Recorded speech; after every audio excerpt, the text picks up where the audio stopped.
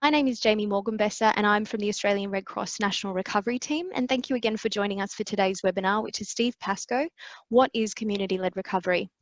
Now, I wish to begin by acknowledging the traditional owners of the land on which we meet today and pay my respects to elders past, present and emerging. Today's webinar, as I mentioned, is being presented by the Australian Red Cross. Red Cross's recovery program is based upon the Australian National Disaster Recovery Principles and draws upon the Community Recovery Handbook, research from Beyond Bushfires Research Program, as well as our own domestic and international experience. It also contributes to the Sendai framework for disaster risk reduction and is with a focus upon building back better. Red Cross has been supporting the recovery of rural, regional, urban and Indigenous communities post-disaster since 2006. Now, Red Cross's disaster recovery programs are all hazard, consequence focused and work closely with local services, all levels of government and community groups. As a result of this community-led approach, all of our recovery programs are reflective of the communities we work with. Red Cross adds value to the recovery processes through having a neutral, independent role within communities that draws upon a unique national and international network of expertise, including from other national societies, academia, business and community organisations. Now, following the Black Summer bushfires, Red Cross is committed to a 3-year recovery program across New South Wales, Victoria, Queensland and South Australia. Now, before I introduce our speaker, I would just like to cover a few housekeeping topics. Today's webinar is being recorded and we will share the link of the recording with you, as well as all of the other resources. And we welcome you to revisit the content yourself and share it with your network. Equally, it will be posted to the Red Cross YouTube channel. We also invite your comments and questions. That's what today is all about. As I mentioned, if you just look at your Q&A chat box or your chat box there, if you think of it, a question for Steve at any point, just type it in there and Shona will either pose it to him at the time or hold it for the discussion portion at the end of the event. Now, today we are joined by Steve Pascoe and also the National Recovery Coordinator for Recovery and Psychosocial Support, Shona Witten. Now, in 2009, Steve Pascoe's community of Strathewen, northeast of Melbourne, suffered incredible loss through the Black Saturday bushfires, in which 80% of their properties were destroyed and 29 people died. Steve was one of the community leaders who established the Strathewen Community Renewal Association, was Deputy Chair for 3 years and chaired several subcommittees, including the Memorials Working Group. Now, since the New Year's fires in Gippsland, Steve has been mentoring the Mallacoota community to initiate and implement a community-led recovery process. So welcome, Steve, and welcome, Shona, and take it away, Shona. Thank you. Thanks, Jamie. Can you put my video back on? Can everyone hear me okay? Yeah. And see me okay? Oh, hopefully you can see me. Oh, start my video. There we go. There we go. This is what happens when you've got such, hi everyone, when you've got such a great pre-host like Jamie. She makes everything look so schmick and then her boss comes in and just goes, oh dear. But thanks so much for joining us today, Steve, and thanks everyone for joining all over the country and over our friends in New Zealand as well. So Steve, I wondered whether or not you wanted to start with just with a few words, and then people might pose some questions to us in the chat, and I can moderate those and kind of direct those to you. So enough from me. Yep, sure. There we go. Hi, everyone. Some of you know me, some of you don't.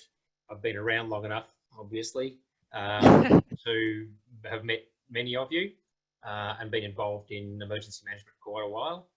And again, because of this and the time hanging around, I've learned a whole bunch of things and experienced a whole bunch of things. So the opportunity to share that with everyone's, it's a great opportunity, and I hope to be able to help and support people who are dealing with recovery, whether they're communities or practitioners. What I'm planning to talk about today, I'll do a little bit of background. I'll talk about the Strathewen experience. I'll then talk about how that was translated to Mallacoota and how we proceeded with the community-led process in Mallacoota. About then we'll take a bit of a break. We might take a 5-10 minute break, and I'll answer some questions. You can grab a coffee or whatever you need to do. And then we'll go into a bit more about community-led recoveries. And I'll talk about how the process, I think, works best, some observations and learnings.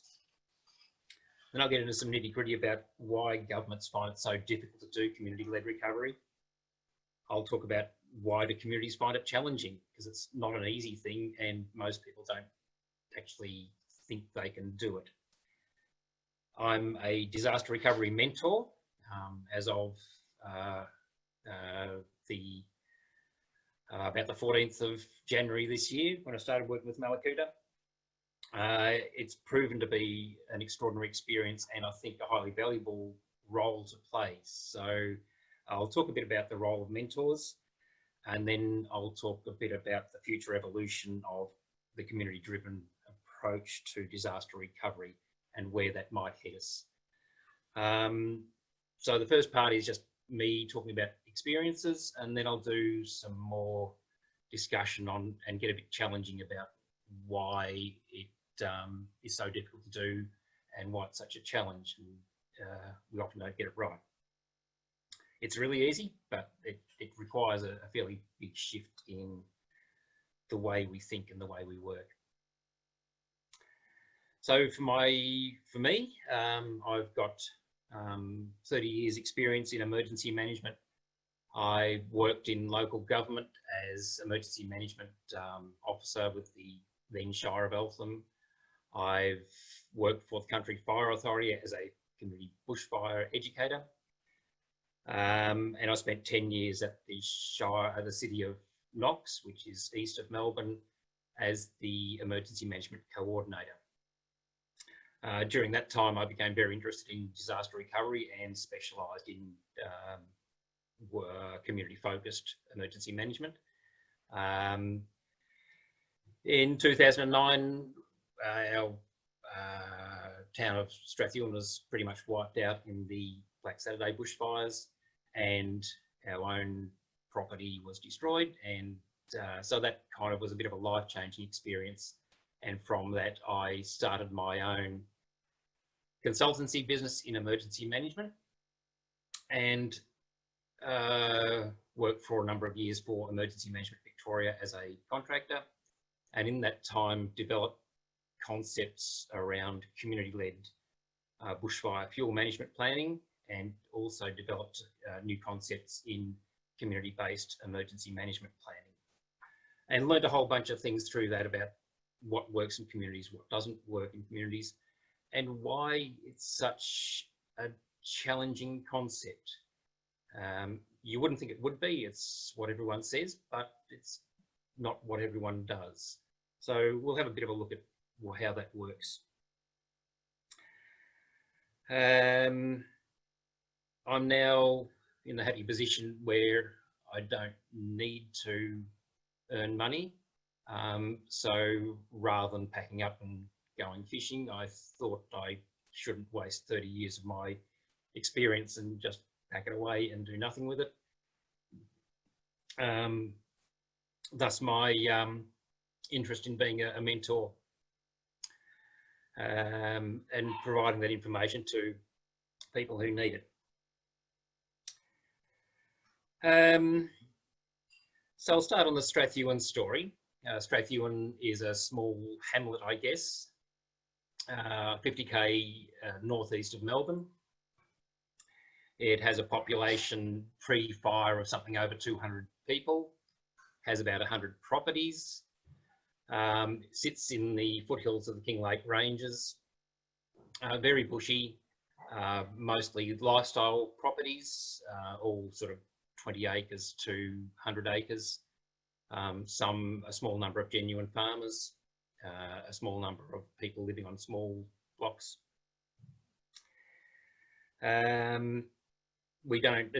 There's not actually a town centre. We have a school, we have a community hall, a fire station, and that's about it. Oh, a cricket ground. In 2009, we were at the kind of the worst end of the Kilmore East fire.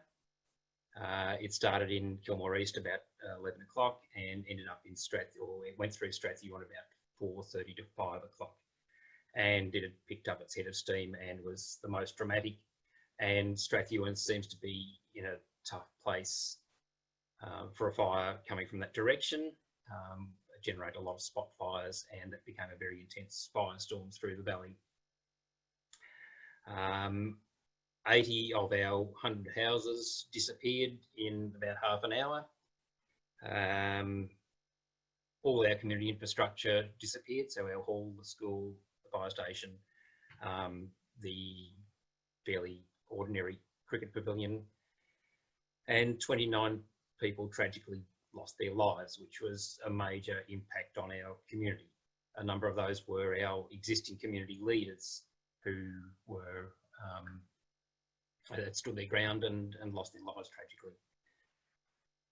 Our own family story was that we stayed with our property, as was our plan, to protect it and for it to protect us. It worked for most of the fire until it was a mud brick house with a steep pitched roof, cathedral ceilings, and the ridge beam caught fire in the lounge room, and just sort of smouldered away for probably half an hour before it became too dangerous to be inside the house. My wife and my 24-year-old daughter were with me. We did our best to protect the house until it was no longer survivable, and we were able to step outside and then shelter around the house for the rest of the fire. It was a pretty serious event. Our belief up until that point was that a fire front would last maybe 15 minutes. It turned out that we were at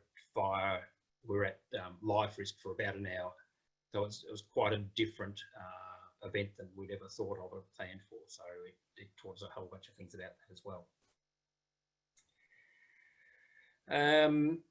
Shortly after the Black Saturday fires, a small group of interested in community leaders in Strathewen, about 4 of us, started to get together and started talking about what do we do now. We'd all worked in government in various ways. We'd all worked in community for a long time as community volunteers and committee members and such things. And we started talking about how do we do this? How can we manage our community? What can our community do to look after itself after the fires? We all had enough experience in government to know that government would be slow, would probably be inadequate, would probably not meet our needs, and would cause stress and pain in our community. So we were starting to discuss how could we get ahead of that? What can we do for ourselves that would mitigate those problems? We realised very quickly that we could not be the committee for Strathewen. We knew that we couldn't be the decision makers. We knew that we couldn't be the spokespersons because we had no authority to do that. We had no remit to do that. No one had voted for us. No one had authorised us. And as soon as we stuck our necks out and said we're talking for Strathewen, there would be another bunch of people who would say, well, no, you're not. And I call that the who died and made you king idea, that communities are a bit difficult about who is the spokesperson and how do you identify them. So that caused us to think about how do we develop a coordinating group, recovery group for Strathewen. How do we have spokespersons? How do we manage this? How do we control things? And we were aware, and one of the drivers, I guess, was that someone gave us a novelty check for $100,000 made out to the Strathewen community. And we knew straight away that that was going to cause grief in our community. Money brings out the worst in communities, brings out the worst in people. If there's no control over it, there's no management structure. So we started talking about how do we deal with $100,000? And sure, we could put it in a bank, but it would go into an individual's bank, and that would lead to even more trouble. So we started talking about an incorporated association, and incorporated associations have a bunch of benefits. that they offer legal protection, they offer a structure, a recognised structure. It is a place that can lead discussions with government, etc. And you can open a bank account, and not until you're an incorporated association can you open a bank account. So we came up with a model that was based on an incorporated association with an elected committee. But again, we still couldn't make that happen because we had no authority to do so. So one of our leaders came up with a brilliant idea, and he said, well, we actually have community leaders in our community, and that's the president of the school committee and the president of the hall committee, the president of land care and the captain of the cricket club. So we got them together and asked them if they thought we could proceed with this idea. And of course they said yes.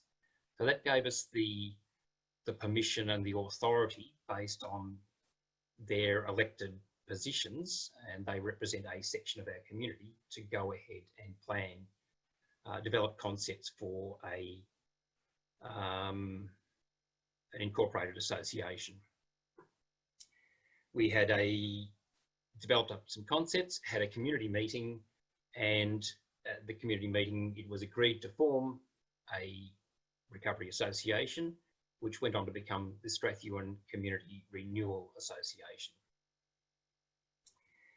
We had a very formal process of electing office bearers for the committee, or electing the committee of 12 people. We developed a constitution and a set of rules and purposes, which is important and needed for the incorporation process. And we asked the local council to run the election for us, because it had to be squeaky clean, it had to be very third party, it had to be properly managed. Otherwise, if we just elected ourselves or we ran our own election or something, again, we'd end up without the respect of sections of the community, and that would just divide our community. That was successful. We elected, the community elected 12 representatives for the committee, and we elected our own office bearers. So that was the start of the Strathewen Community Renewal Association. It was incredibly successful. We were able to lead our community, develop recovery programs, deliver recovery programs. I think at one stage we were managing a budget of over $1 million. We had the great respect of state government and local government. And we gave ourselves a sunset clause of 3 years. And that was important to have an end date. We didn't want to be in a running community for more than we needed to. We needed to understand that this was a recovery process, not a community running process. And so we gave ourselves a sunset clause of 3 years. I think ultimately it probably took about 4 years to do what we needed to do, and the 4th year was largely about completing projects, spending and acquitting grants. And it did go on for 5 years, which was a little unfortunate because the 5th year was a bit more about egos than it was about disaster recovery. So there's a lesson to learn there, that individuals can perhaps get a bit too much out of being responsible, being in the spotlight than they should, and they start to lose sight of what's important or what the purpose is.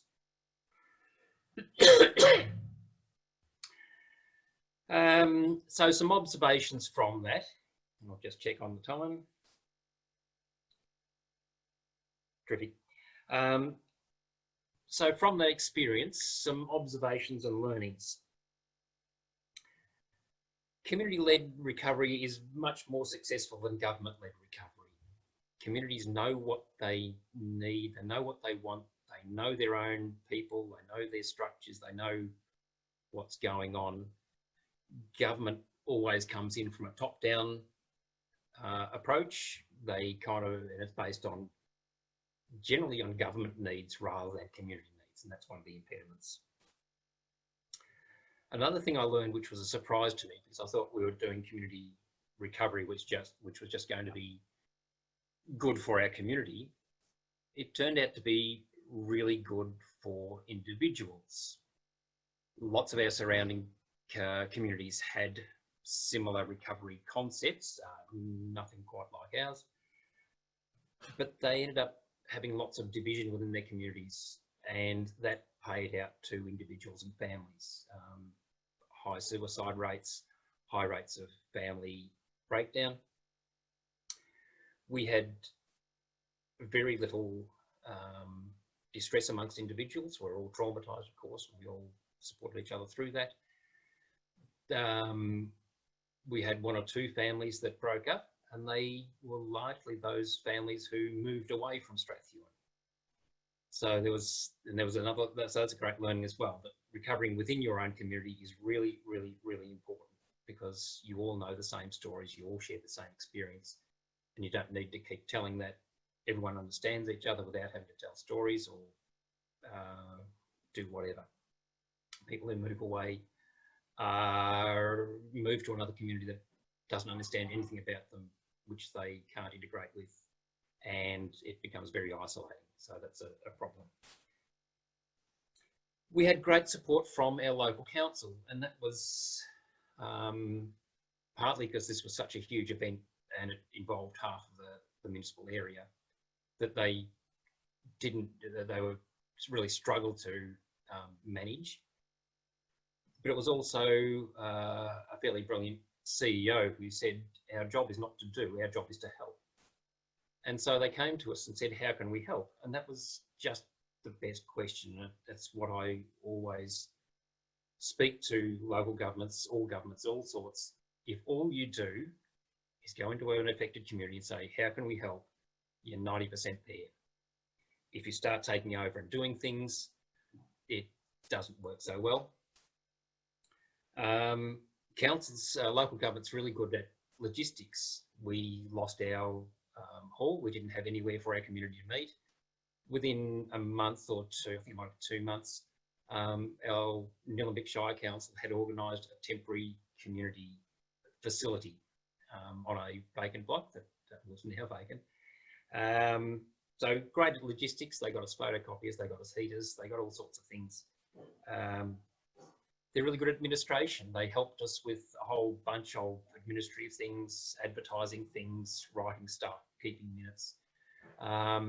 They were really good at helping with that sort of stuff, and advocacy. They advocated for us. They spoke to government on our behalf. They advocated to philanthropic organisations on our behalf. So local government support, how can we help, is just a brilliant, brilliant help. Another learning was the strengths of communities. If communities get themselves organised and they're properly represented, that it is kind of an authorised representation that is respected by the whole community, they have extraordinary power, which most people don't think is possible. And we learned how to use that power to push back. In the first 6 months, so the fires happened in February. It was May before we had our first meeting of the committee of the association, and government so the Victorian government had the bushfire recovery, VIBRA, Victorian Bushfire Recovery Authority. And they were operating and they were trying to figure out their budgets. So they'd come to us as a committee and said, you need to have your budget for your recovery programs to us by the end of June. We had our first meeting in May. We said, yeah, sure, we'll give it a crack. And by the end of June, of course, we had no idea what the next 3 years looked like or what our programs would be. It took us 12 months to develop our programs. And so when they asked for our budget, we said, we don't have one. You'll have to wait. And they said, well, you won't get any money. We said, well, that's okay. We'll get by. To which they turned around and said, well, okay, maybe we can give you a bit more time. We'll give you till September, which they did. And come September, they said, okay, we need your budget now. And I said, well, we still don't have one. So we, go away. And they said, well, how about when you got it ready, just come back to us. So being able to push back and exert that control, which is real, was a great thing, and it was something we learnt to use very well. We didn't use it maliciously, but we were about helping our community recover, and that was the basis for that argument. And there's some observations on surrounding communities. Another community just over the hill from us that was very badly affected thought that what we're doing looked good, so they borrowed all our paperwork and borrowed our concepts and followed through on everything they did. They formed an incorporated association, which was really good, got lots of membership, and had a community meeting to announce that and get membership going. And they just made one mistake, and they said, who'd like to be on the committee? Show of hands. And at that point, everything went bad. The people who joined the committee were well-meaning people, but I don't think they were hugely reflective of the whole community. And simply because they'd stuck their hand up, it was no buy-in from anyone else. They weren't authorised by the rest of the community. And from there, they ended up with a very divided community right down the middle. And that was that hamstrung them for the rest of the time.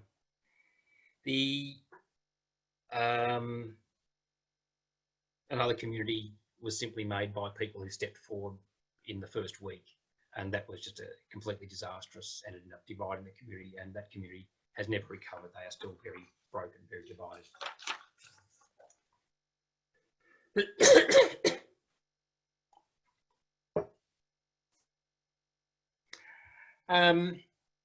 So last year I did some work down in Mallacoota with a community-based bushfire fuel management. Involved community representatives, DELP, Parks Victoria, CFA, in a kind of roundtable discussion about how they could implement bushfire fuel management for the protection of Mallacoota. And that was on the back of the community not being happy with what DELP had been doing. So they wanted to take a more active role in deciding how their town would be protected. We got along well until about October, November, when fires actually started happening in the forests in East Gippsland. And so we couldn't get DELP or Parks Victoria to any of the meetings anymore, and CFA were busy, so we kind of put that off. And on New Year's Eve, 2019, I guess that was, the fires started to the northwest of Mallacoota, and over 24 hours built dramatically and entered Mallacoota on the morning of New Year's Day. And you've all seen the photos, very dramatic, pretty hairy. It's an isolated community, as most people know. A very challenging community. It's made up of sort of some people who've been there for a long time, fishermen, abalone divers, such things. People who are escaping the rat race and are going and finding somewhere beautiful and quiet to live.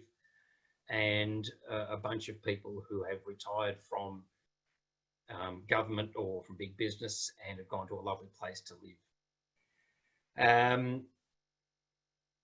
A lot of them are very opinionated. There's sort of at a guess, there's probably about 20 different cliques and cohorts in Mallacoota who all have different opinions. And if some of them say it's black, then the others will say it's white, no matter what shade of grey it is. So quite challenging is the way it was described to me. And they had an intense distrust of local council because there had been an issue previously in the last 10 years, I think, which had been kind of pushed down by council, and it divided the community almost down the middle, people for it and people against it. So that was built a great distrust of local government, which still exists, and we're trying to repair it, but that's how it is. On the morning of New Year's Day 2020, the fire entered Mallacoota. It burnt, about 140 houses were lost. The major industry and employer, the abalone factory, was burnt down. The shopping centre and most of the houses were fine. The big caravan down on the foreshore, the caravan park down on the foreshore, survived, and lots of people sheltered on the down at the foreshore and were evacuated, a lot of them by boat. It was isolated for a month. The roads were closed. There was pretty ordinary sort of communications. And over this year, they rely very heavily on tourism. The caravanners, the grey nomads, me. And so over summer, they generally, they make their money out of 4 months over summer that lasts them for the whole year. So they lost nearly all of that income to start with, and they were just getting back on track, and the coronavirus hit. And this time they very willingly closed down the town because it's isolated. They had a chance of protecting themselves from coronavirus. And so they actually put signs up on the front, on the entry sign to town that said, if you don't live here, please go home. And that's, of course, impacted further their businesses. The tourism has died. So they're going to face a very significant economic challenge in their recovery. So like I said, I had an existing connection with Mallacoota, and when the fires were imminent, I rang my friends down there and suggested they might like to look after themselves and that I'd come and give them a hand when it had all gone past. It took me another week to be able to contact them, and said as soon as I can get in, I will. I guess my history and my knowledge is that the earlier that we start recovery, the better the outcomes. If you leave it for too long, it makes it harder and harder. You've actually got to undo things before you can move forward. I have an existing relationship with Red Cross. I have great friends there. We had been developing up the Australian Disaster Recovery Mentors concept and had been developing that. So I talked to my friends in Red Cross, John Richardson, Kate Siebert, and said, I've got this idea. I've got a relationship with Mallacoota. I think I can get in there and help them with some discussions about how to set up some recovery. No idea what that looked like, but I knew it could be done, and I knew I had some stories to tell. I was flown in on, I think it was about the 14th of February, so within 2 weeks. And I was a little worried about the reception. I thought I might be treading on toes. I thought there might be an existing recovery structure that I would have to work with or around. But rather than standing on toes, there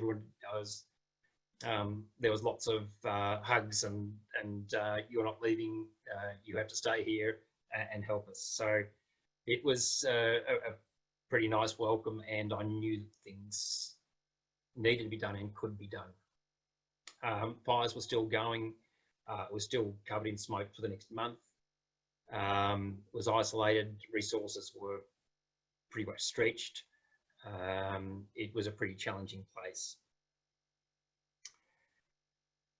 And I think there was a very positive experience of having a third party, an independent person, being able to come in and give them some guidance about how they might proceed, how they might develop and lead their own recovery.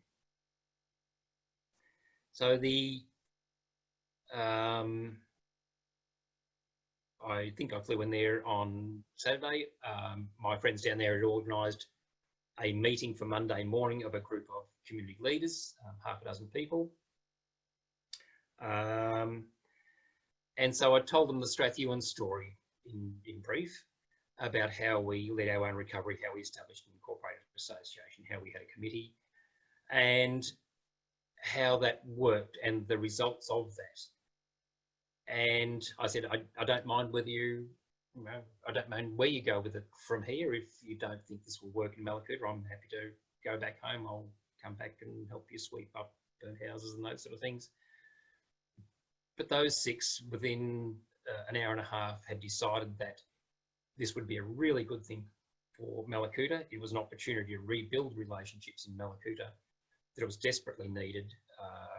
Divisions were already starting, and that they agreed with me that if they could start the discussion happening, it would settle a lot of anxiety, that people would start to sense that there was something happening and would stop panicking and stop worrying about what might happen. Someone was doing something, and that would relieve a lot of anxiety. So from that first meeting, they agreed that they would think about it and talk about it.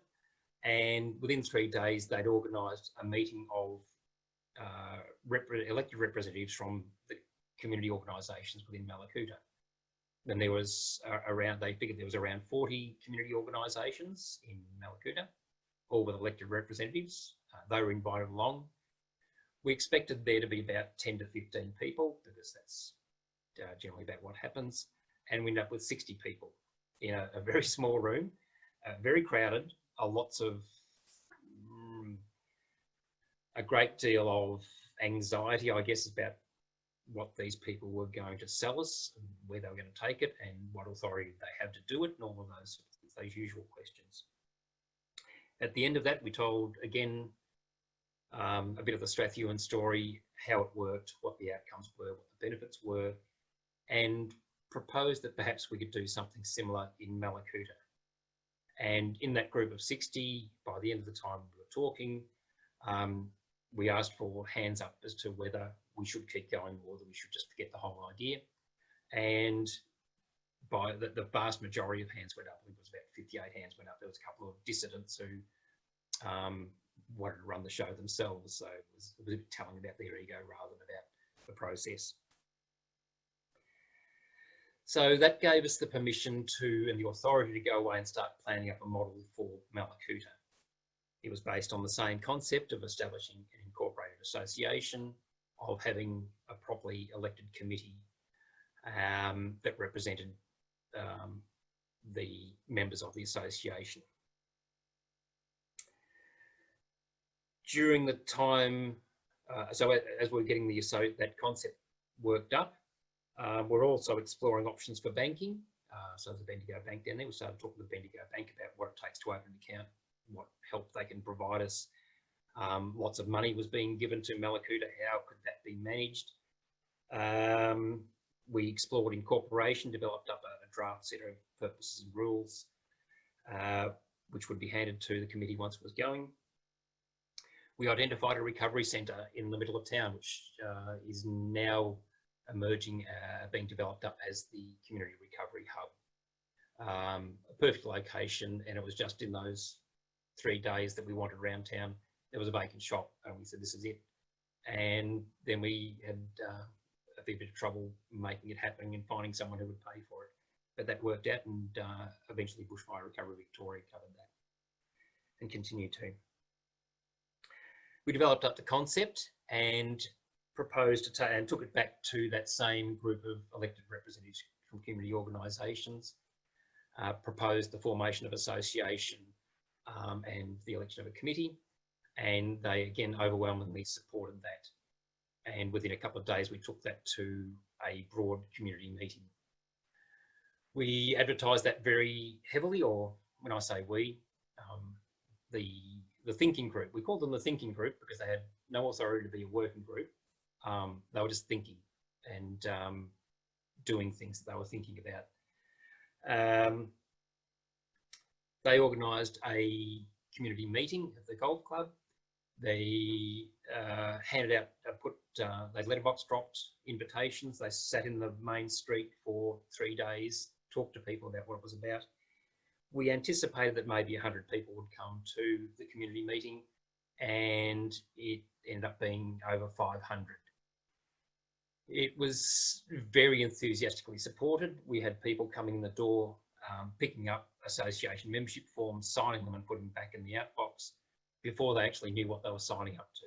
So there's a great enthusiasm for Mallacoota to be successful, great enthusiasm for this thing to happen.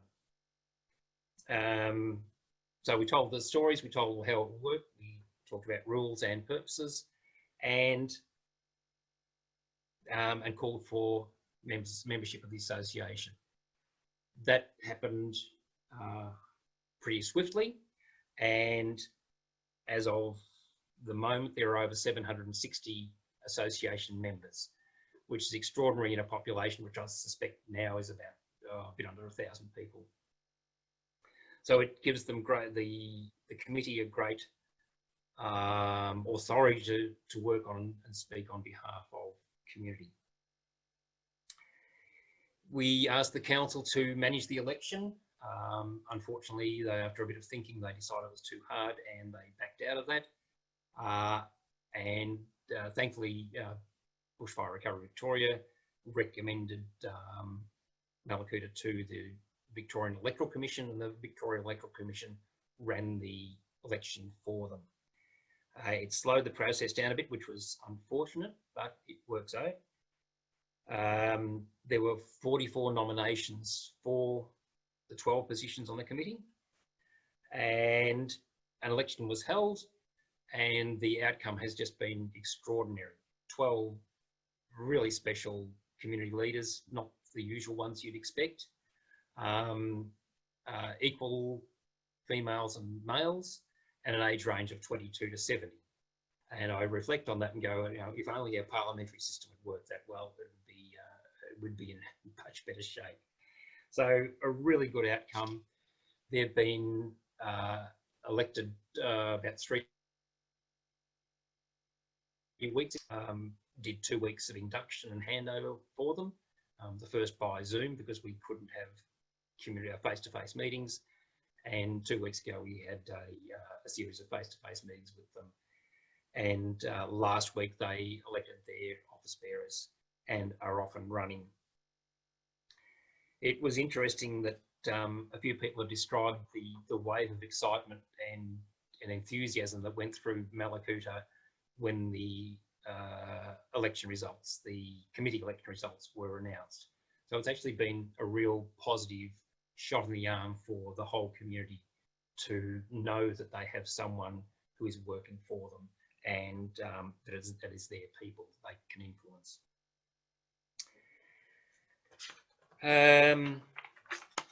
So at having a second run at this concept of a community-led recovery, an incorporated association, properly elected committees, those sort of things, purposes and rules, I've concluded that it's a pretty solid process and works really well. It's worked twice really well. And Mallacoota and Strathewen are very different communities, but it has worked incredibly well in both of them. I reflect on the courage of the thinking group, the 6 people who stuck their hands up and stuck their necks out a long way to carry what was essentially 5 months of planning and negotiation. They wore a lot of crap. They were abused by lots of people who were after the power, who were exercising their egos. They withstood that. They spoke with those people. They explained what was going on. They were supported by others, but they were extraordinarily courageous in leading that process.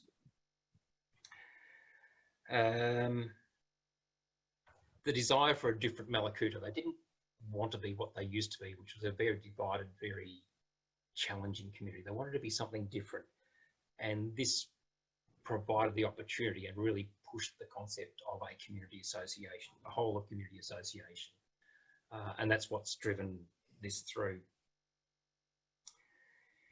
The value of an unquestionable election process. Having a committee elected with a squeaky clean, transparent, rigorous process is absolutely imperative.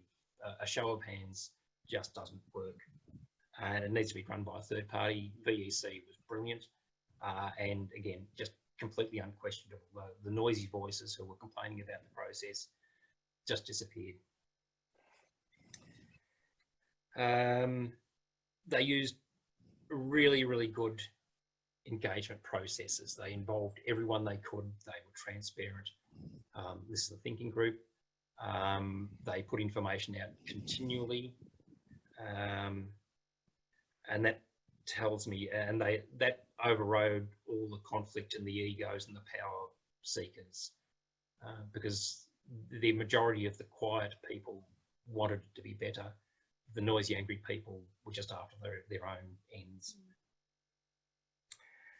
And I guess we often talk about growth through disaster, and I think that's what we're going to see in Mallacoota. It's going to be a different town. It's going to be a different community.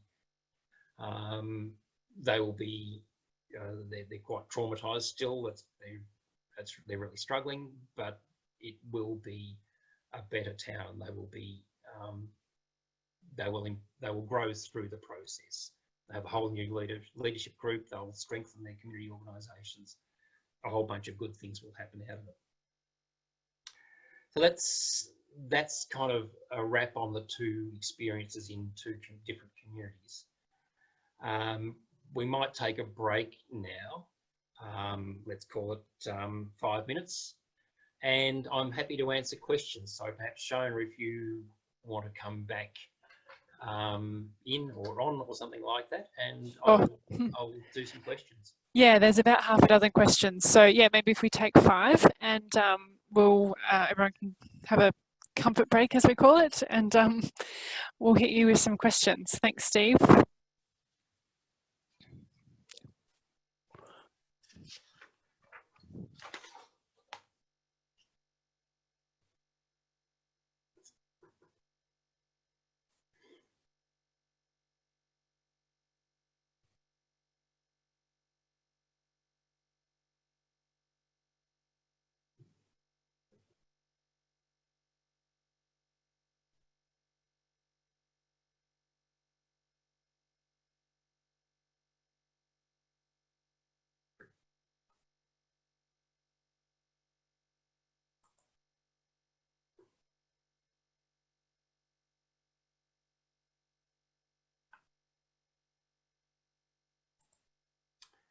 Shona seems to have disappeared, so maybe I'll dive in. Oh, she's back again. You right there, Shona? You back again? Back, sorry. Just had to go make sure I was okay to keep sitting here. Just, stolen a space. All right, so we've got a couple of questions. I think we've got everyone's still with us. There's some quite detailed questions, Steve. So for everyone who's asked a question, I might not ask them in the order that they've appeared. Because there's a couple of kind of broader things and there's some more specific stuff. So I might start with Beck's question, who just had a question around who in the Strathewen Association you were developing the budget for, and did you did it affect the time in which you needed to kind of create the plan? I think that's what she's saying, certain control over it. So in the first few months of our committee running, we did sort of some strategic planning, and we used the 4 environments of recovery to plan that. And we used the social, natural, economic, built. And we looked at what the impacts were in each of those and what the needs were of our community, and then started planning up some actions around that. We established working groups for social, built and natural. There was no actual businesses running in Strathewen, so the economic impact was minimal. And we also developed other projects around around that as well.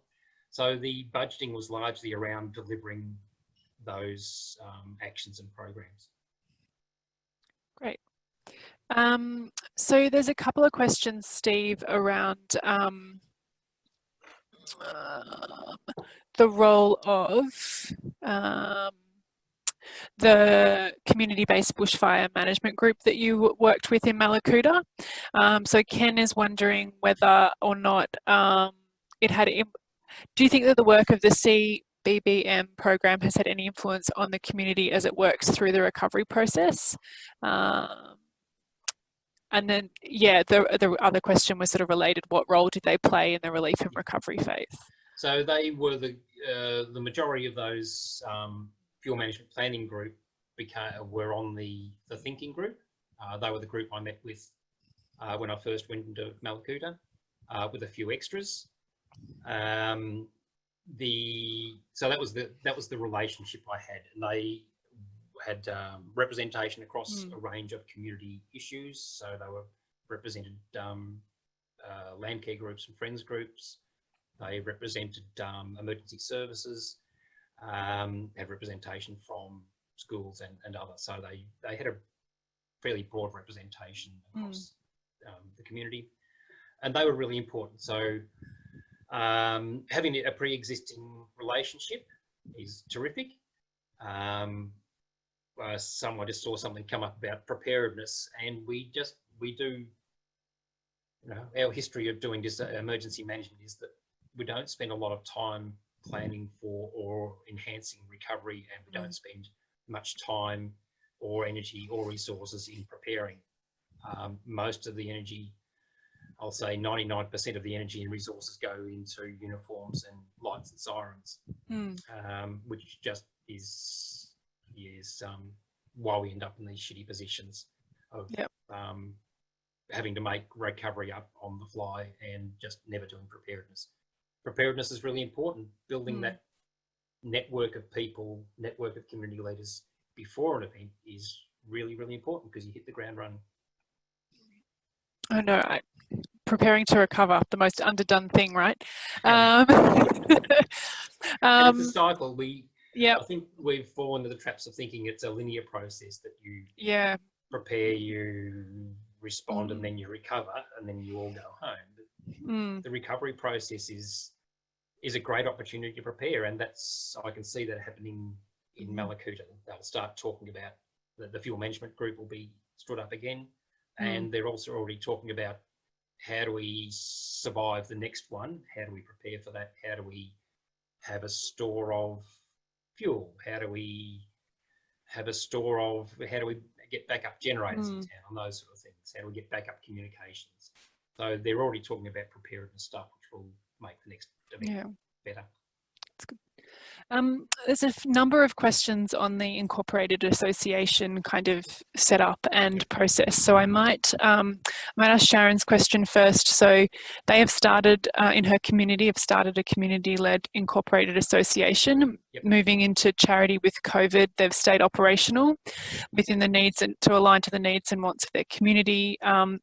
They haven't been able to collect any money, so insurance, rent, stationery, etc. is an issue, and they fund that themselves, but they have a lot of material donations and community labour, and so they've got obviously cash flow issues, and how would you move into kind of a fundraising situation in the current world? Appalling that a community-led process needs to do fundraising. I would recommend that there's a bunch of philanthropic organisations around. FRRR is a major one. Find them.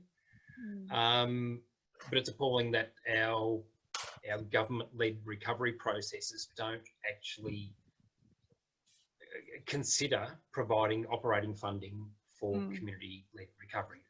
Everyone talks about it. We think it's a wonderful idea. We just don't support it. And I say we, governments, just don't support it. They just don't get it. They don't understand it. It's very much still the top-down model. So the next question, I think is it Julie? So having an incorporated setup incorporated association setup may not work for all communities. Do you think a council-led but a strong and mainly community representation, managing decision making and planning with LGA support could also work well? Yes, it can. There's always a catch when it's led by government, whether it be local or state. We tend to play traditional roles, and we kind of expect the government to fix it for us. We expect government to do things for us, and even if the best local government facilitator is in place, they're still hamstrung by the I guess the position that they are a local government person, and that they have agendas they are driven by. Even if they aren't, there will still be suspicions they're driven by a council agenda. So it is quite challenging. It's not impossible. It's just a bit trickier, and it would be a real partnership, collaborative approach. Yeah.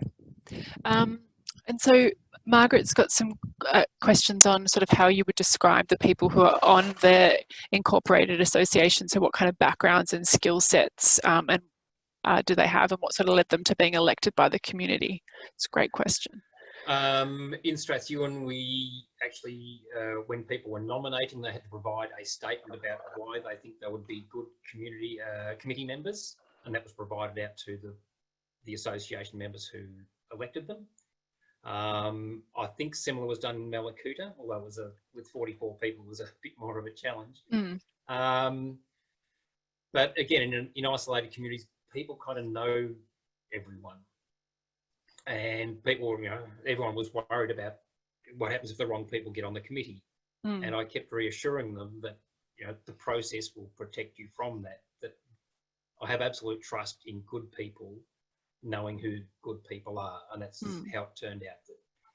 That the good people of the association elected 12 really, really solid people, because they know who they are, they trust them, and they know who the not so good people are, and they don't even get a look in. So where did it go? There was a question here about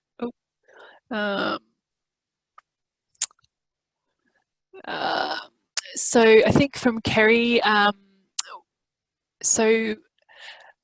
you mentioned that there wasn't a huge amount of business in Strathewen, but wondering how to support small business and where they kind of sit in the recovery process, given that they don't have charitable status. So has business been involved in community discussions that have been had? So yeah, in Strathewen there was no big discussion around that. In Mallacoota, it's going to be one of the big things. Their economic success as a community is very dependent on their tourism and their small businesses and the shopping centre.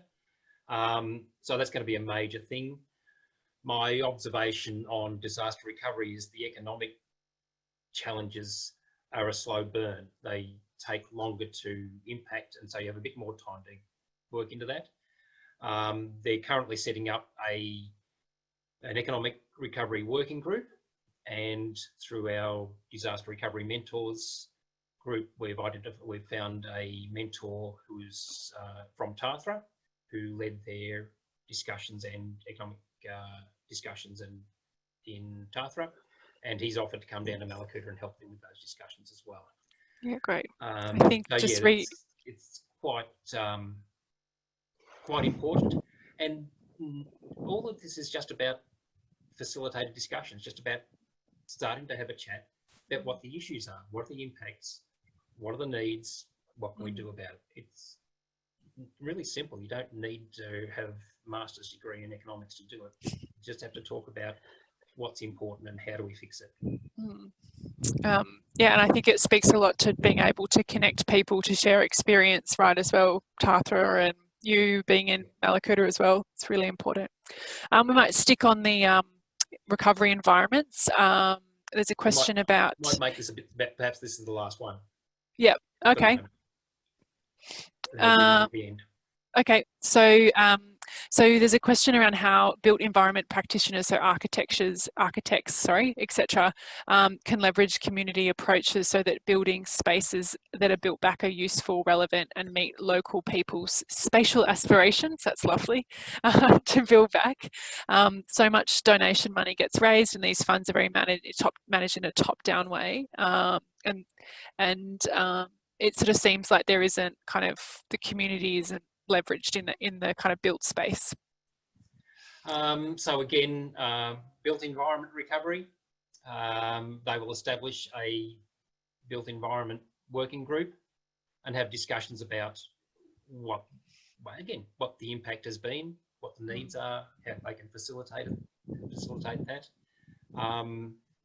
In Mallacoota, 140 homes lost. They've just been cleaned up now. I think they're about halfway through cleaning up properties. I think one slab has gone down. There's, I think there's a whole bunch of people that don't know what to do, and that's normal. This is bushfire brain. Yeah. When people build a home by choice, we figure it takes them about 5 years from the time they make the decision to the time they get financed to work through architecture and drawings and actually move into their house. About 5 years. After a bushfire, with all the trauma, with all the challenges, with all the misery, with all the shortage of tools and trades and materials, we kind of expect people to do it in 6 months. And that's, it's not going to happen. So for myself, it took us 3 years to build a house. In Mallacoota, they have started talking about a built environment working group. There are local architects, the tradies are already talking. How do we influence that? I think if people want to support that, who aren't in Mallacoota, then they can make contact through the Mallacoota Disaster Recovery Association, and you can contact them through East Gippsland Shire Council if you want. East Gippsland Shire Council, I'm working with them at the moment to run some sessions in Mallacoota, which will be a bit about storytelling about what the experience is like and what the psychological impact is like when you're trying to rebuild a house. And council will provide information about planning processes and building processes and what support they're going to offer. Great. Do you want another question, or? No, let's kick on. We'll do Okay. some at the end, because I suspect there's a lot there. Yes, there are. I don't know if we're going to get through everything, just so that just to kind of let people know that now. Yeah. Do we have a closing time? Yeah, midday. Midday. Oh, cool. Yeah. Yeah. I think that's right. Is that right, Jamie? That's correct, Shona. Thanks. All right. Yeah. I'll kick through this stuff quicker than the storytelling. So a topic about how does community-led recovery work best? And these are my observations and my opinions. So it's not written down in a book. It's not a thesis. It's not being supported by anyone else. It's just my observations. Works best when it's initiated and led by community leaders. We have the question about, can government do it? Government can do it, but it has impediments and it has limitations, and there's always a get out of jail clause where community can crack the shits about government not doing it properly, so it all went bad because it was government's fault. When it becomes community led and community owned, it's a very different dynamic, a very different equation. And it's really important because it builds strength and it builds resilience in those communities. New leaders evolve, new leaders develop. Communities learn how to do things themselves. They learn that they don't have to be dependent on government. They can find funding themselves. So really important to, I think it's best when it's led, initiated and led by community members. It's just a very different thing. Identifying community leaders is a real challenge. How do you find the right ones? When I talked about one of our neighbouring communities just being kind of broken, the wrong leaders took over. They weren't elected, they weren't selected in any way other than they stepped forward and they ran things, and it became, I think I could describe it as fairly corrupt, potentially in the money area, but certainly in the way that the association was run, in terms of elections that were held, but no one was actually told about them. So identifying community leaders is really challenging. They're often not the people you anticipate them to be. That can be a start. Often the best leaders are the quiet people sitting in the background and waiting to help. They have the skills, they have the knowledge.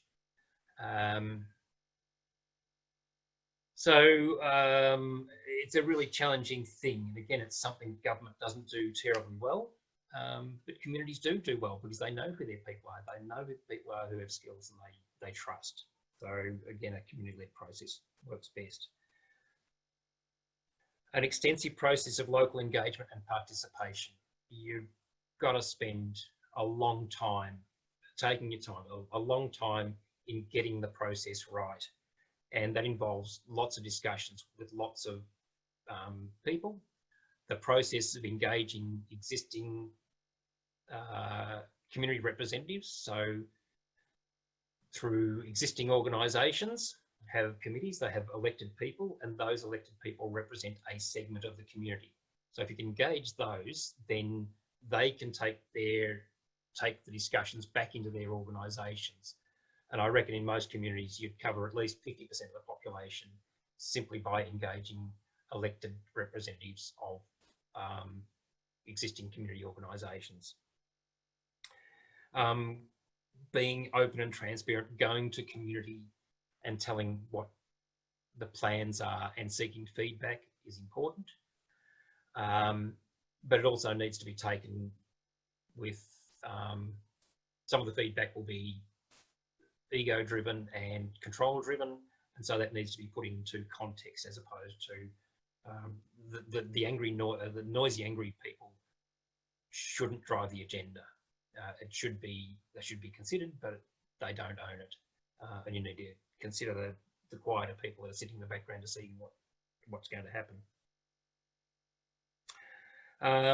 Why a community association? And I think I've talked a bit about this, the value of an incorporated community association gives legal protection to members of the association and to the committee. It gives, you can open a bank account, you can manage finances. It gives you respect, if properly organised, gives you respect with the agencies that you're going to need to help you, the community. So there's a whole bunch of reasons for having a formal community association and to have that incorporated. You can have community associations without incorporation, but it becomes very limited. You can't apply for grants. Most grants will require incorporation. Some grants will require actual charitable gift recipient status, and you can't do that without being incorporated either. So pursuing a formal process of incorporation of an association puts you way ahead of just having an informal bunch of people. The formal election of representatives, I think I've spoken about that as well. Really, really, really, really critical. You just can't have a show of hands.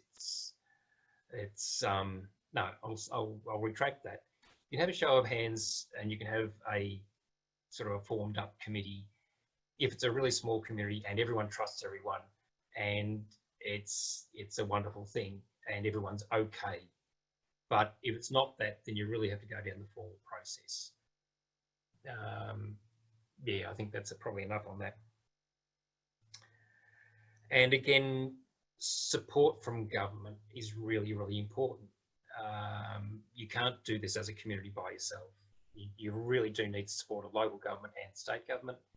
Forming those relationships are incredibly important, and those relationships will be built on that formal structure and the belief by government that the committee is actually representing the whole of community. If that isn't the case, then different sectors of the community will start approaching governments, and that will break down that relationship.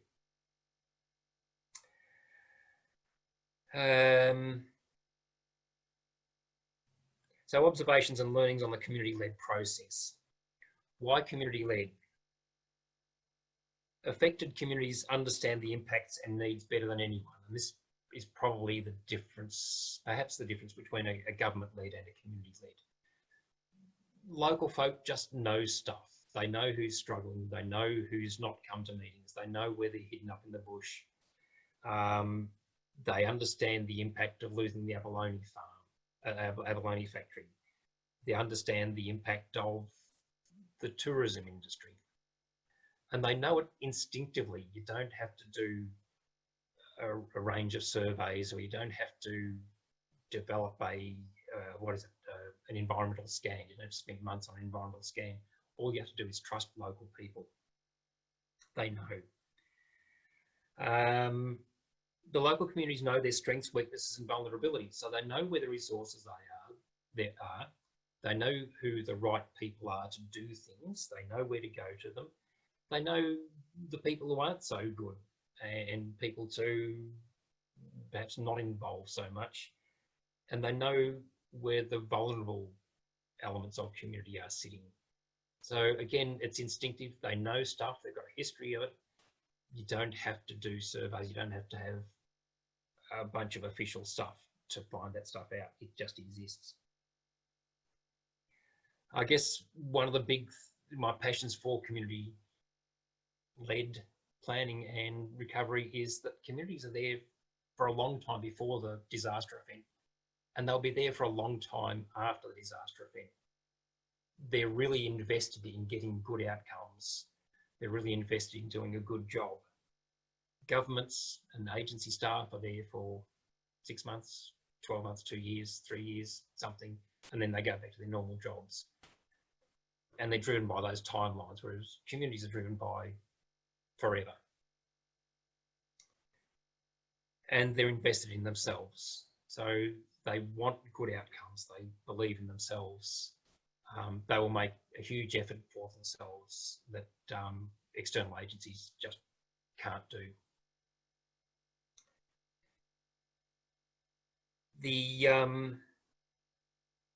A community-led recovery process strengthens communities. It really builds relationships, it builds leadership, it builds connections, and then starts to get into the preparedness side of things. So it builds a whole strength within community.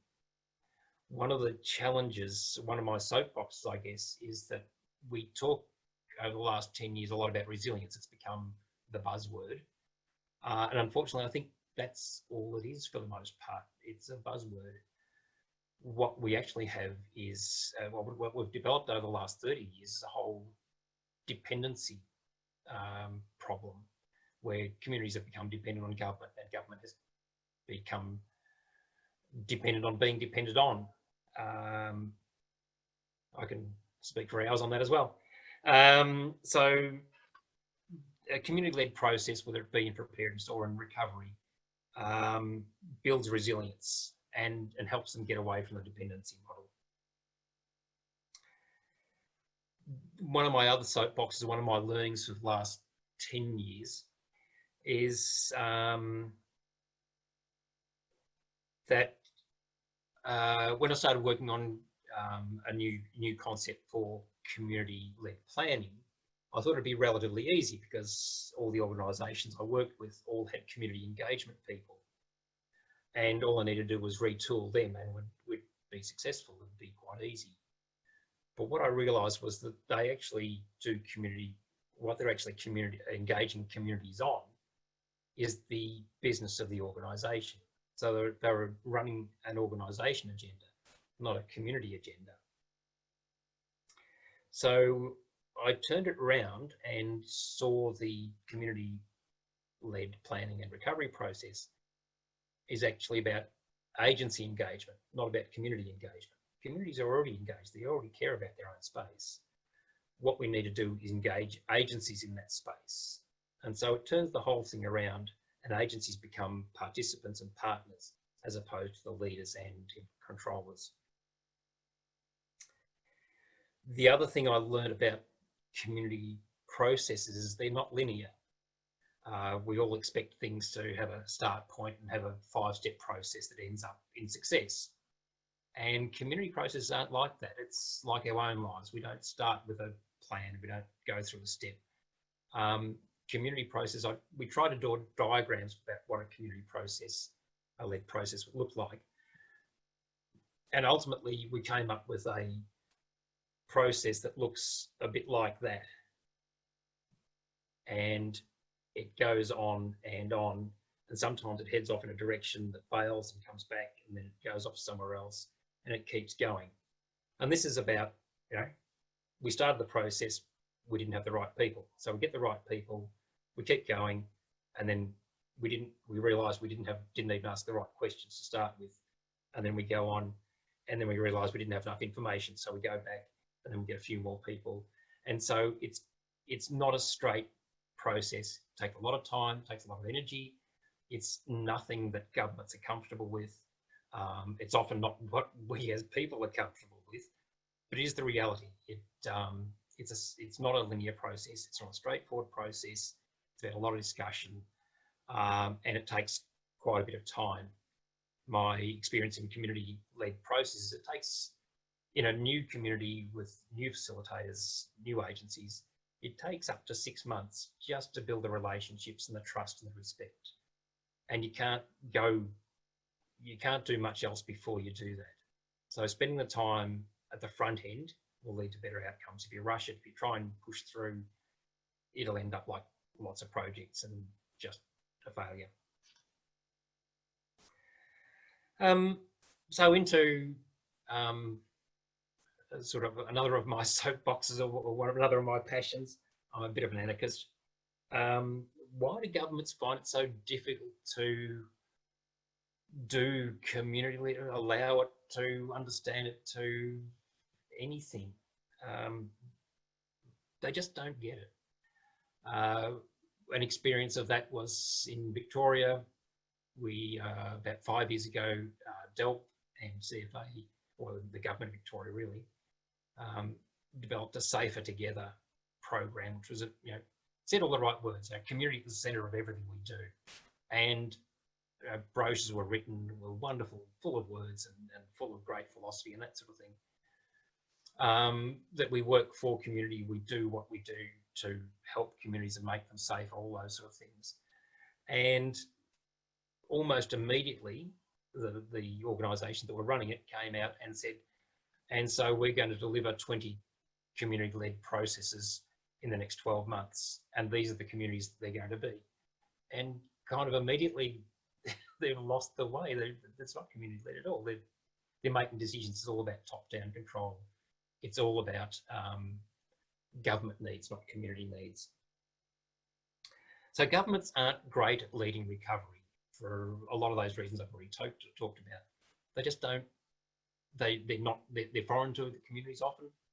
They are driven by their own agendas and their own needs.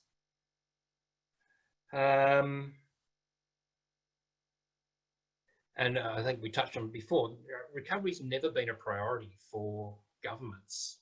It's the red and blue lights and the uniforms and the big red trucks and everything else. Victoria arose at this position in 2020 with almost nothing in place for recovery.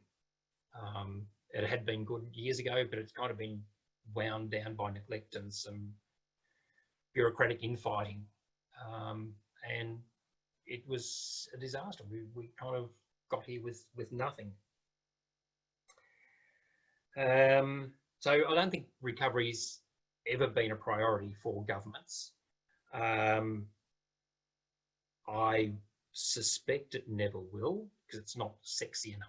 You can't cut ribbons on a community meeting or a nice mosaic project or anything like that. And preparedness hasn't been a priority either.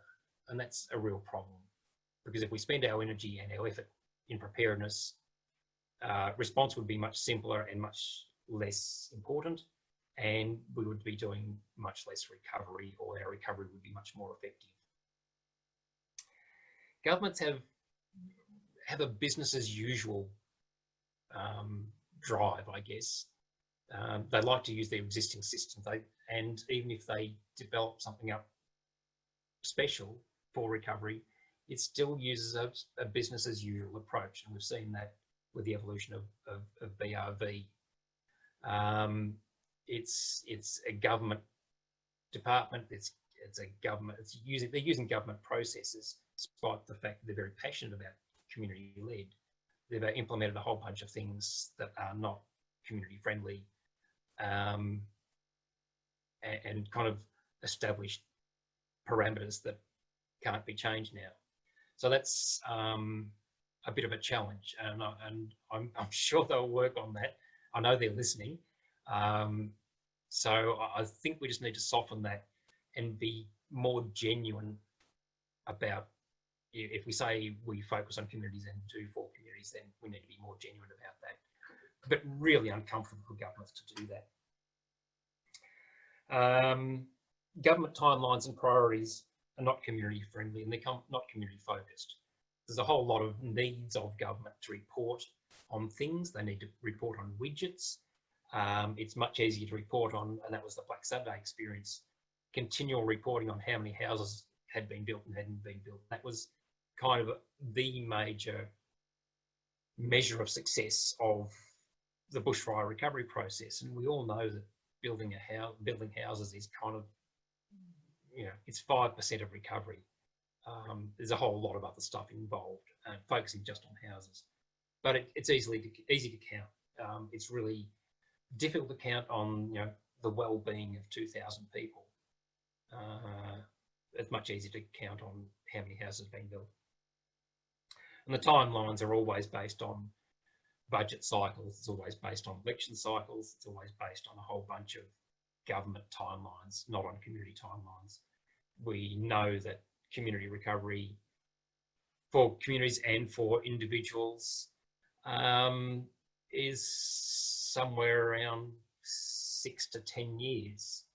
My own experience is that about 7.5 years after the fires, I started to feel not like a fire person anymore. I started to think about future, had the house all set up, we were comfortable, we were doing work, and we were about enjoying ourselves and recreating and those normal sort of things, as opposed to going to meetings and worrying about what to build and all those sort of things. So recoveries are a really long time frame, and governments, that's 3 cycles of government, that's 3 elections.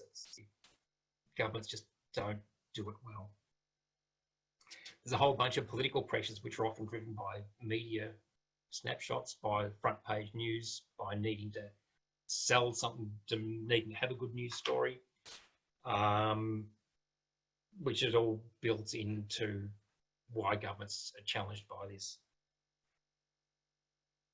And over the last 5 years, where I've been working with government agencies who are absolutely passionate and committed to government-led, they just don't seem to be able to escape their habits.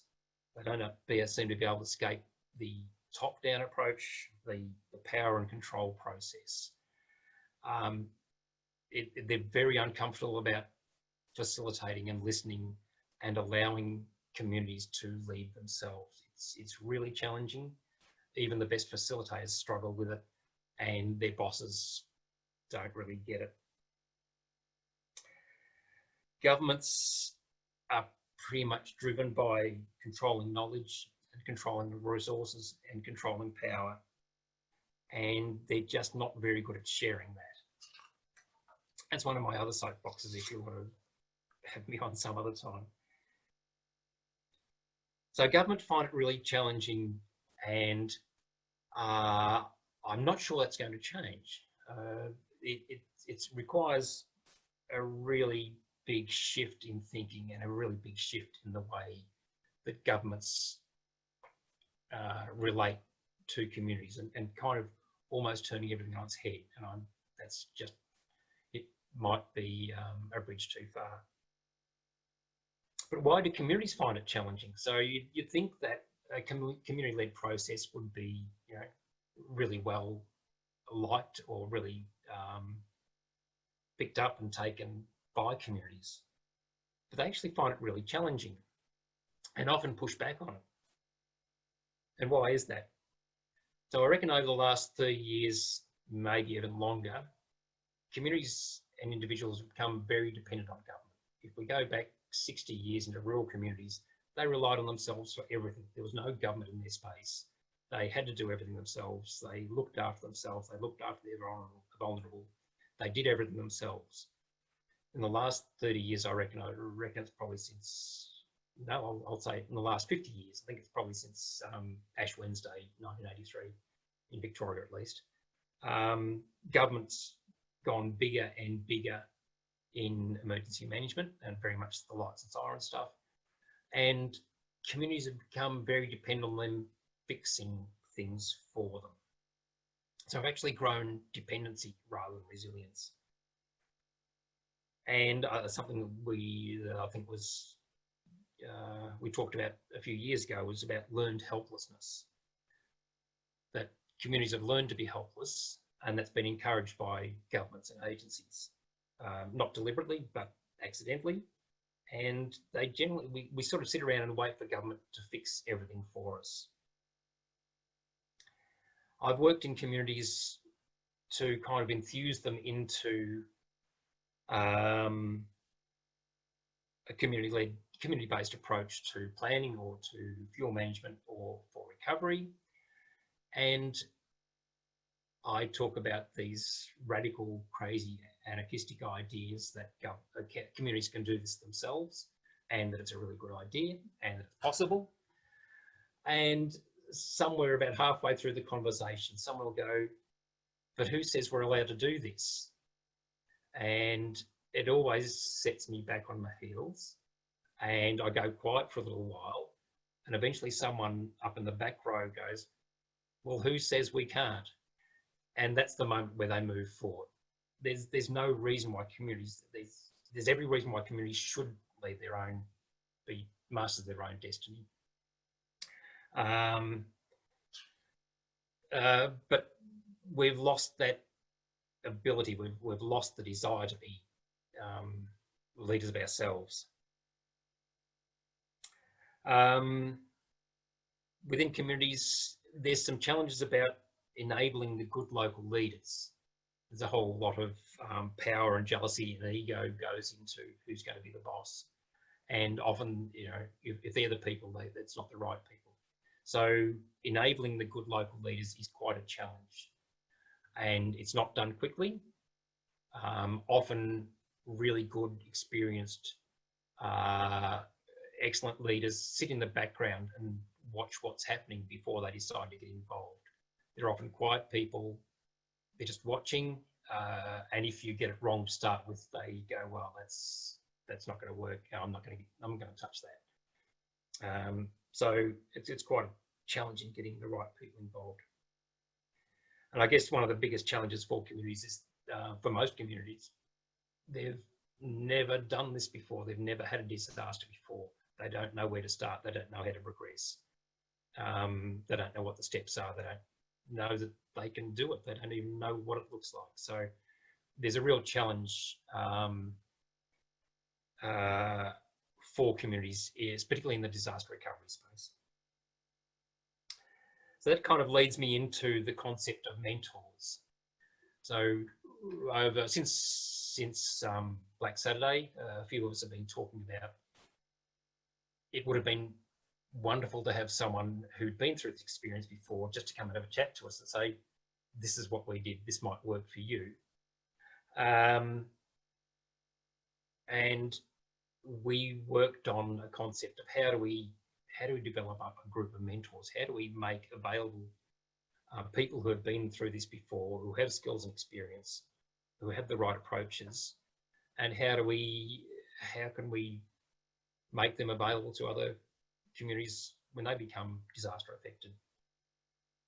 Spent a few years on talking that through and trying to figure out how it works. It needed to be managed by an organisation. Talked about governments couldn't do it, and eventually we settled with Red Cross. The value of mentors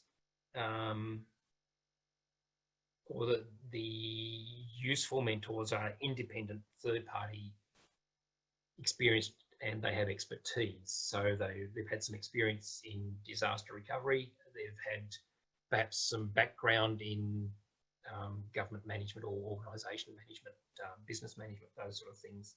They know how to run things. They know how to engage with people. They're great facilitators. The independence, I think, is really critical. That question about, can government lead this? I think government can lead it, but it's more challenging. I had great penetration, I guess, by being independent and third party. I wasn't driving any agenda. I was carrying no messages, and I was a volunteer, so I wasn't even getting paid for it. So that people couldn't believe that I was just doing it because I could, and that had a great impact. So I got great trust and great respect out of that. Mentors aren't limited by bureaucracy or local politics. No matter how good the government facilitator is, they're still hamstrung by bureaucratic processes and timelines, and local politics can get in the way as well. So a mentor is kind of immune to all of those things. They don't come with any of that stuff. They're not driven by any agenda. I kept saying to the good folk in Mallacoota, if this isn't working for you, I'm happy to go home and we'll forget about it. And they didn't want to. A lot of the mentor's job is simply storytelling. So it doesn't come with opinion. It's not directive. It's not, this is what you have to do. It's not a program. It's, this is what happened to us, and this is what we did, and that seemed to work, and this is why it seemed to work. So a lot of what I've done in Mallacoota, at least, is simply storytelling and allowing people to pull out of it what's important to them. And I think, I'm hoping that this session today is a lot about storytelling, and that you pull from it what is relevant to you, and it becomes valuable to you in your context. A lot of the role of the mentor is providing advice, guidance, and support to local leaders. So local leaders, it's a hard job, and they need someone they can bounce off, that can hold their hands, that can do things for them. I wrote newsletter articles for them simply because it was a hard job. I wrote agendas and sort of scripts because I kind of had the experience. I knew how to do it, and so it was easier for me to do it rather than them to have to go out and make it up. And the role of a mentor, because it's an independent third party concept, because they have respect, because they have experience and expertise, they have ability to engage with agencies and government and non-government organisations in a very neutral, positive way. So in Mallacoota, I was able to build a great relationship with BRV people and local government, East Gippsland Shire Council, and that continues. So I can ring the bosses at any time and say, I think you need to think about this, and I think this would work, and how about I do this, and how about you do that? And that's really positive, and it's really easy because, again, I'm not being driven by any agenda. I'm not making money out of it. It just seems to be a really useful thing. So we're heading towards the end of what I'm rabbiting on about. So let's talk. I've talked about the stories of Strathewen and Mallacoota and my soapbox about government and communities and resilience. The role of mentors, I think, is an emerging idea, and if other communities we've spoken to have gone, how come we didn't have one of those? That's what we've been asking for. How do you get one? So I think the role of mentors is going to become more and more important, and that's going to be interesting because there's a whole lot of challenges around that. So, having talked about the past, I want to explore a bit about what the future is. So the future evolution of a community-driven approach to disaster recovery. How do we make it happen? Where's it going? I think community-led recovery requires a very significant paradigm shift. I think we have to shift from, we talk about community-led at government levels, we're all passionate about it, but I don't think anyone either gets it or they're not committed to it, because it requires a whole lot of giving up from a government perspective. Requires them, yeah, okay, I'll talk about that in a tick. So I think it's going to require a very significant shift in paradigm to where we trust communities and we support communities to lead themselves, and we set up some processes, some guidance to help with that, and some people that can go in and help them through that process that aren't aligned to government or aren't driven by policies or bureaucracies. I think the role for government, the best role for government, the best way that government can proceed with this is to simply ask, how can we help? What can we do? What do you need? What can we assist you with? It's a real challenge.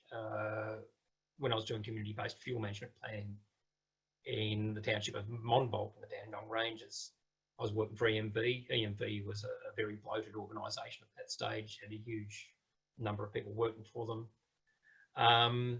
And for this community, they were well on their way with a community-based fuel management plan, and they were developing and turning it into a preparedness plan. And they asked if they could get $1,000 to pay for venues and catering and printing and those sort of things. And I worked for 2 months in EMV trying to get them $1,000, and I failed. And it was enormously depressing and spoke volumes about the failure of government to do this, to support community-led. It's just wrong. Governments like control. They don't like giving it up. They like keep control of the resources. They like to keep control of the power. To give that up's a real challenge. And like I say, if all they do is ask how can we help, it's a 90%er, and it's very easy after that. The future is about enabling community leaders, and that requires a sharing of power. And again, that's a real challenge for those who currently have it. An interesting question that I've been asked when I've been talking about community-led, community-based stuff and being passionate about that from government people, from agency people, the almost a really common question is, but what happens if the community makes mistakes? And I go, and I respond to that simply by saying, well, governments never made mistakes, have they? And that's the truth. Everyone makes mistakes. We need to trust communities to be able to make mistakes and learn from it and get better from it. Mistakes will happen, but suck it up. That's how life works. We need to be better at that. Resources are a real challenge. So there's kind of 3 impediments or 3 things that drive these processes, and that's knowledge and information, resources, and power. And most of those 3 are controlled by government. We need to shift that paradigm around. We need to dedicate resources to community-led management of preparedness and recovery. And that needs to be in the way of finances, needs to be in the way of staffing, and needs to be based on need. One of the mistakes we made in Strathewen was that we did all the work ourselves as volunteers, and some of it was incredibly hard and really damaged a few of our local people. The learning from that I've taken to Mallacoota and have been quite strong in suggesting to them they really need to have paid support for their process in the way of administration, in communications, and in financial management, because they're really hard stuff. Financial management, managing grants and equiting them, keeping track of them, managing GST is not something a voluntary treasurer should have to do.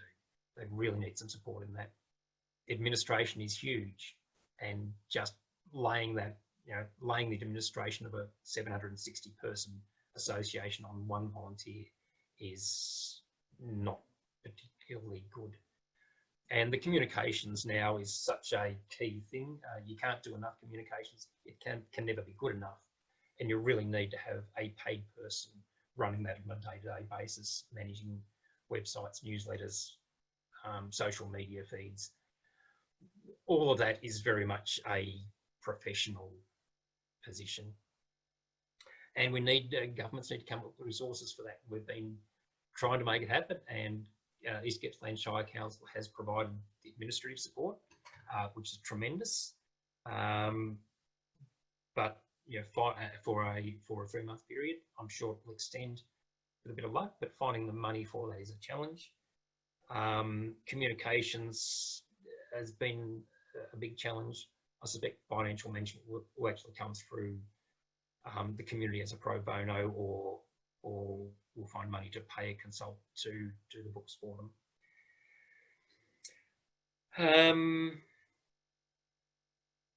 And knowledge building and sharing, knowing information. So preparing communities, doing training before events, working in preparedness, providing information that can be picked up quickly would be terrific. And I think the development of the disaster mentors concept is going to be really important in progressing community-led recovery. And what that means, I don't quite know. It's a really challenging idea, and we continue to develop it and struggle with it. But we'll see where it goes. So I guess a couple of questions, general questions, rhetorical questions back out to everyone. Are we really serious about community resilience, or is it just nice words to make us feel better?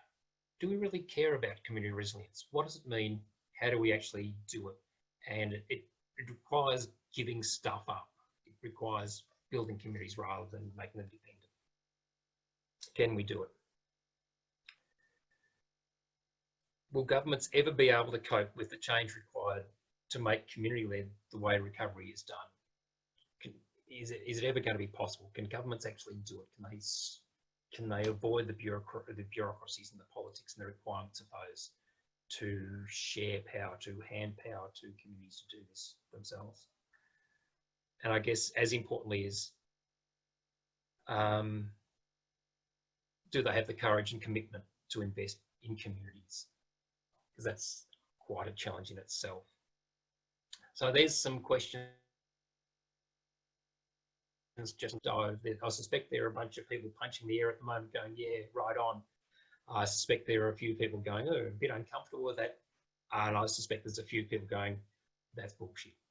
But hopefully not so many. Anyway, that's the end of what I'm talking about. And perhaps back to Shona and we'll do some questions. Yeah, there's a couple more questions here. And then I might pass back to Jamie. There's a couple of specific questions, but also I wanted to, Jamie's good at the wrap up, and that's why Steve's laughing. No, I'm laughing at Margaret Morton saying she's punching the air at the moment. Yes. Sorry, yeah.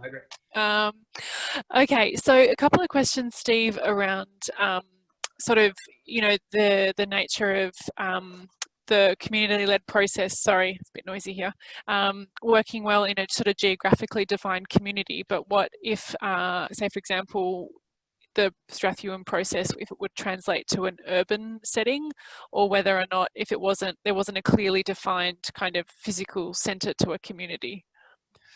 Yeah, I think that's a real challenge, and as we're developing up community-based preparedness, because I come from a rural environment and I kind of get that, I understand the mechanics.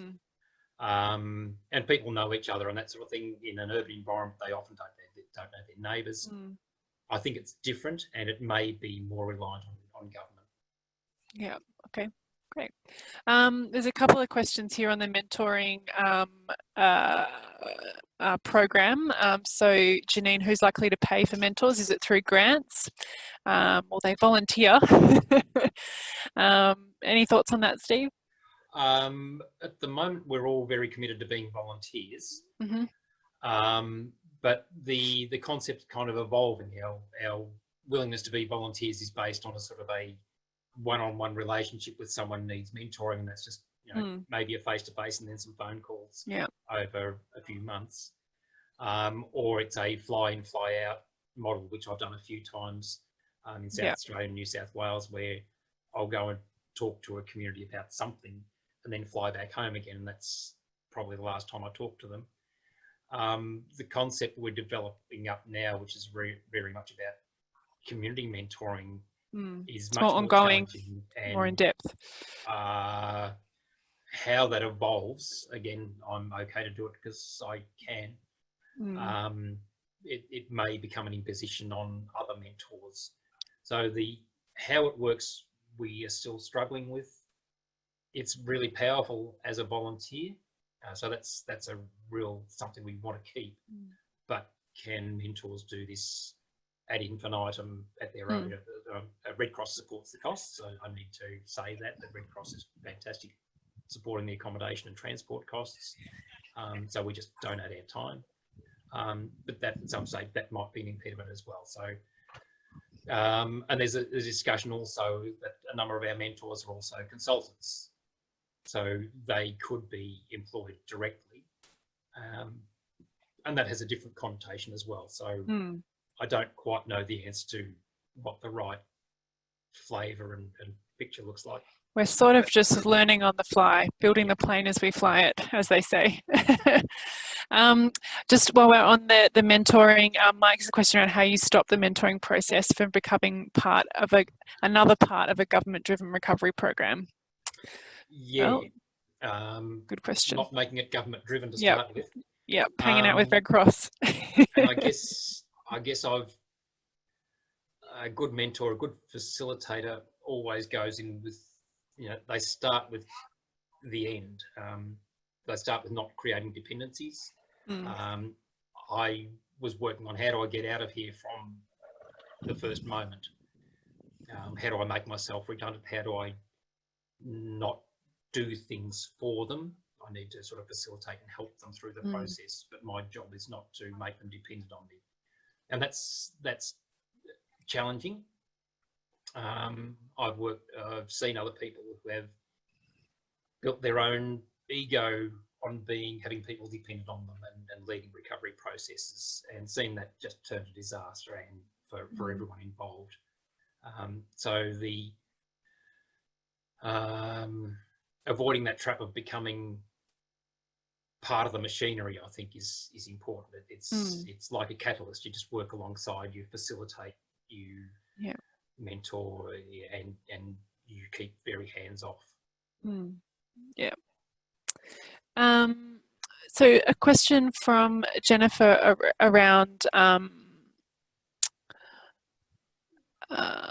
it's more specific to local land care and plans for fire affected properties, assist in recovery, and where you control, and if there was programs like that in Strathewen around your area.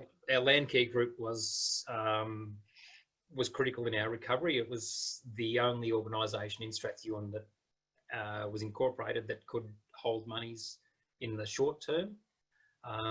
So in actual fact, some of the monies were actually banked in our land care accounts and were distributed. We were the only organisation that could pay for things straight away. We used our land care funds to pay for chairs and tables and barbecues and such things, just so we could have community meetings and community get-togethers. I think land care is a brilliant, brilliantly positioned to support community recovery. They're often in communities. They are very community driven. They're not government led. They have leaders existing. They have relationships existing. And I've seen a number of places where land care has kind of been the startup of recovery and the supporters of. So I think land care is really well placed, a very good community organisation to get going with recovery. Great. From Beck around how arts and crafts groups contributed to creating social capital during recovery. Absolutely. We had some, terrific arts and crafts projects in Strathewen.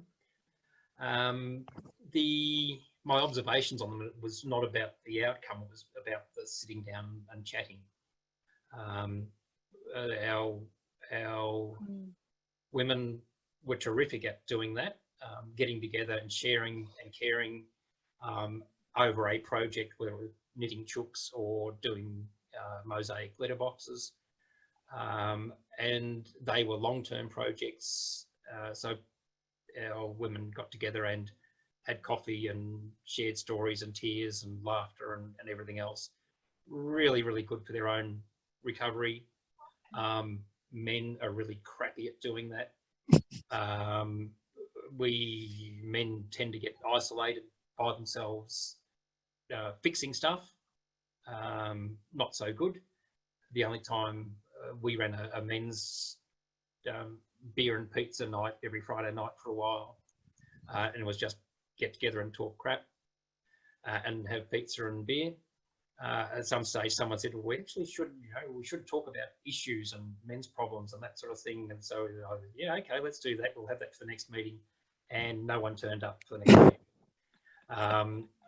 My observations are that men will talk about stuff. when they're doing things, going out doing some fencing or a land care project or a walk or something. They'll start talking over something. They won't talk directly about it.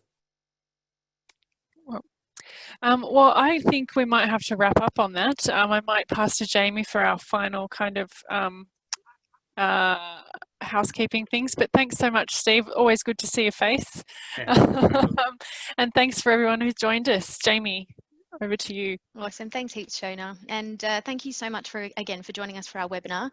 We do hope you've enjoyed today's session. Special thanks to our guest, Steve, and obviously to Shona for hosting our webinar. Just a reminder that this webinar was recorded, and we will email you a link to the recording, all the resources mentioned in today's session, as well as a survey just seeking your feedback to help us improve our content and delivery. Now, if you are on LinkedIn, I would encourage you to join us at the Disaster Recovery Practitioners Australia group to continue the conversation. The purpose of the group is to share information about the practice of disaster recovery for community members, local government, local organisations, schools, businesses, among others. And there are many people who are going to face being a recovery manager for the very first time, even if disaster recovery is nowhere near their job title. Now, as Steve and Shona were talking about, Australian Red Cross also leads the Disaster Recovery Mentors Australia program, aimed at supporting communities impacted by disaster to drive their own recovery. This is where we link independent trained volunteer mentors such as Steve, who have previous experience in disaster recovery with community workers and leaders. So you may be a recovery officer, school principal from local council, or a community service organisation currently in the midst of recovery to discuss and address the challenges posed by the disaster recovery process.